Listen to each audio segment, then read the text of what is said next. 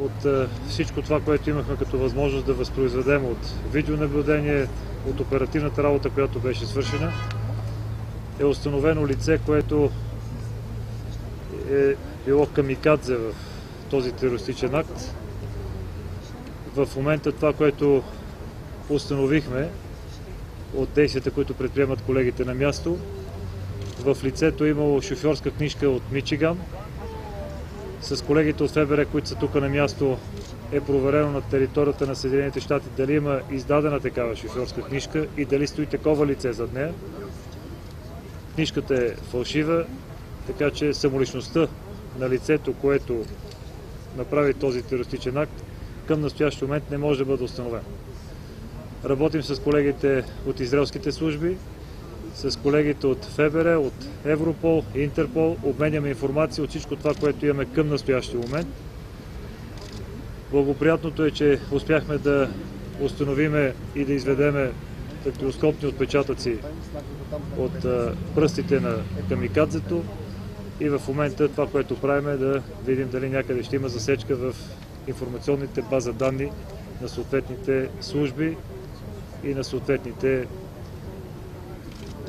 структури, които имат подобни възможности. В момента се извършва оглед на място, който не е спирал и през нощта, но в светлата част на деня са много по-прецизни огледите по вторния, който започна в сутрешните часове и под наблюдението на следовател от Националното следствие и също така и от Окръжна прокуратура Бургас.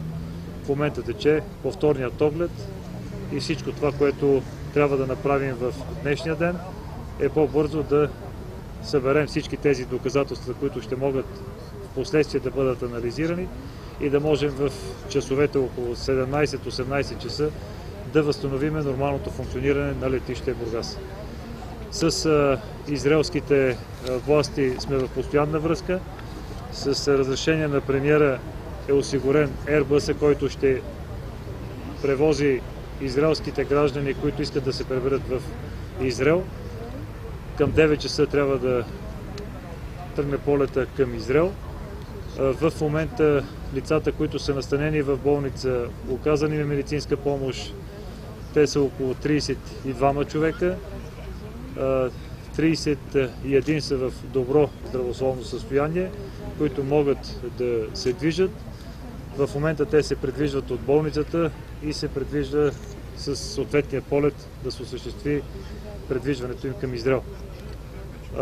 Имаме 3, знаете, транспортирани в нощта към София. Една жена е починала от тежкото състояние, в което е била. И в момента колегите в София работят от медицинските екипи за другите 2 човека, които в момента са в тежко състояние. Това е, което можем да кажем към настоящия момент.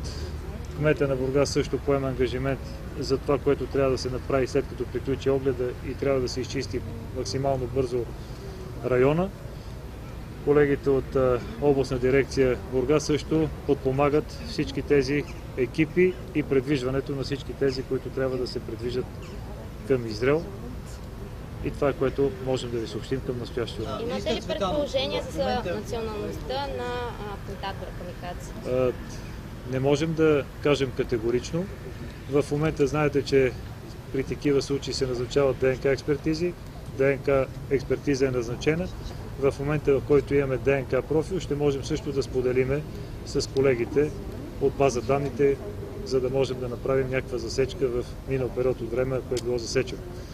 В лицето е установена само шофьорска книжка, която е издадена от Мичиган, Съединените щати, но за тази самоличност и тази книжка не стои никакво лице на територията на САЩ да издава такъв документ. А какво казват вашите колеги и специалистите от Израел? Къде е бил пропуска в сигурността на летището, за да се стигне до атентат? От наблюдението, което имахме възможност да проследим и от това, което и колегите от Израел също имаха възможност да борават с този запис, да анализират цялата тази информация, трябва да ви кажа, че това е едно лице, което по никакъв начин не се е отличавало от всички останали туристи, които са били в зоната на пристигащи туристи в зоната. Така че в тази посока това е едно нормално лице с бермуди, облечено съвсем туристически, с раница на гърба. Тоест не е имал начин да бъде спрян по никакъв начин?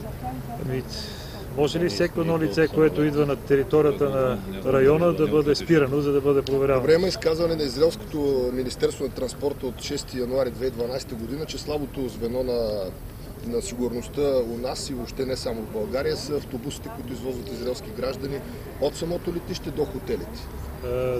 Тази информация, за която вие споделяте от януари месец, с това, което разговаряхме и с колегите и в момента дори тече оперативка, тази информация от януари месец няма нищо общо с това, което се случи с нощи.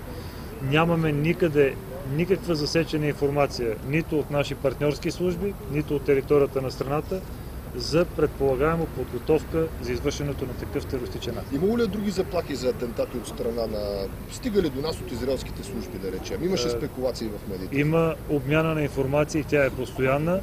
Знаете, че партньорството както с израелските, така и с всички евроатлантически партньори е на високо ниво. Няма подобна информация, която да е постъпвала за подготовката и извършването на такъв атентат.